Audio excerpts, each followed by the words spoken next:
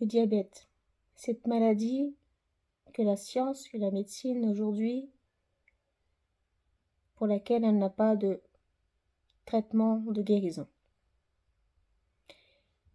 Et cela a une raison par rapport à la symbolique du diabète.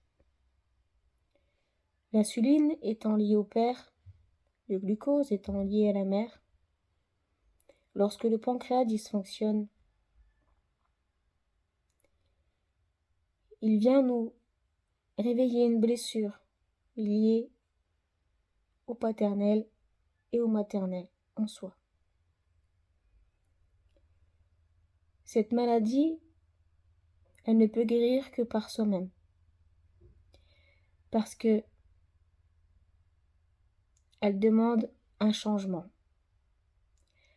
Un changement qui engendre la perte de quelque chose ou de quelqu'un.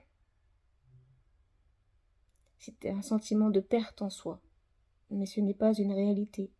C'est juste un changement profond de vie. Et quand nous avons des blessures liées à l'abandon, à la peur de l'abandon, à la peur de la perte, à des traumatismes, on a vécu des deuils ou des pertes difficiles, nous entrons dans un engrenage où nous sommes durs avec nous-mêmes. Et en même temps, nous sommes en dualité parce que nous avons beaucoup de douceur en nous à partager, d'où l'excès de sucre. Parce qu'on a aussi besoin de cette douceur pour rééquilibrer cette dureté en nous et ces traumatismes liés à l'insuline, liés à l'action.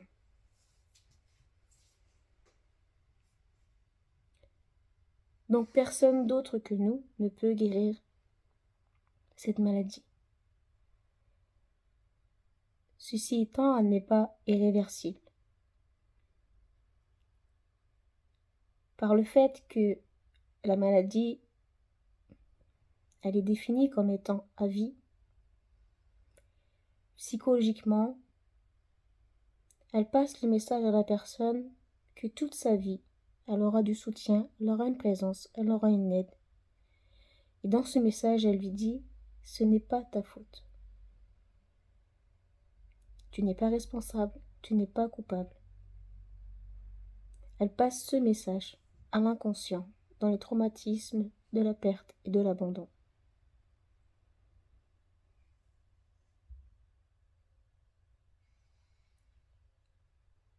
Alors pour réguler cette maladie dans ce pancréas, il faut apprendre à faire des changements pour soi, à prendre des décisions et accepter que tout changement engendre des pertes, entre guillemets.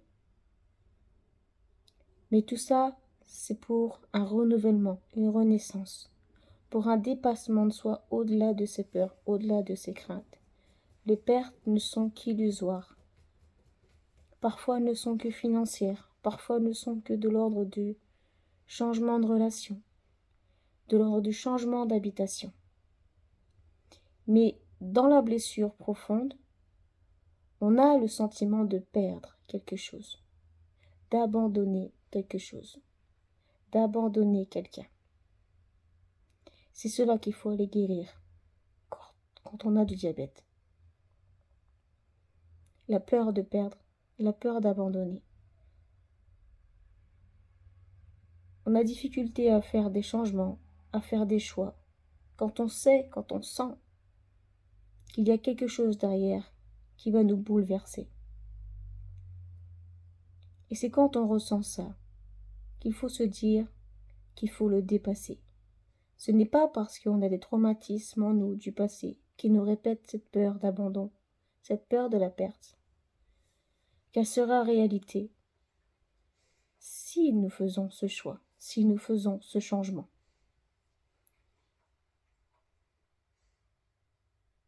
Alors, que ce soit vous ou vos animaux,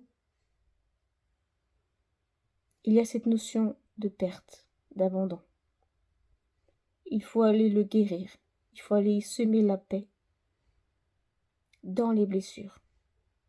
et ne pas vivre sur ces blessures, sur ces traumatismes qu'on porte comme un fardeau et qui nous empêchent de vivre, qui nous empêchent d'être libres. Je parle des animaux parce que les animaux sont très proches de l'humain, surtout les chats et les chiens qui vivent à la maison. Ils sont donc domestiqués quelque part. Ils vivent comme des humains, au rythme des humains. Étant très proches de nous, ils absorbent, ils manifestent aussi, quelque part, notre inconscient. Il faut prendre cette maladie au sérieux pour pas qu'elle nous empêche de vivre et qu'elle nous fasse tomber dans une dépendance profonde pour ne pas cesser de vivre. Il faut reprendre vie et rééquilibrer son besoin de douceur, la douceur qu'on a à donner, et les choix qu'il faut faire pour soi-même, pour notre équilibre, en gardant à l'esprit qu'on ne perd rien, qu'on n'abandonne rien, et que ce qui s'est passé dans le passé, ce n'était pas de notre faute.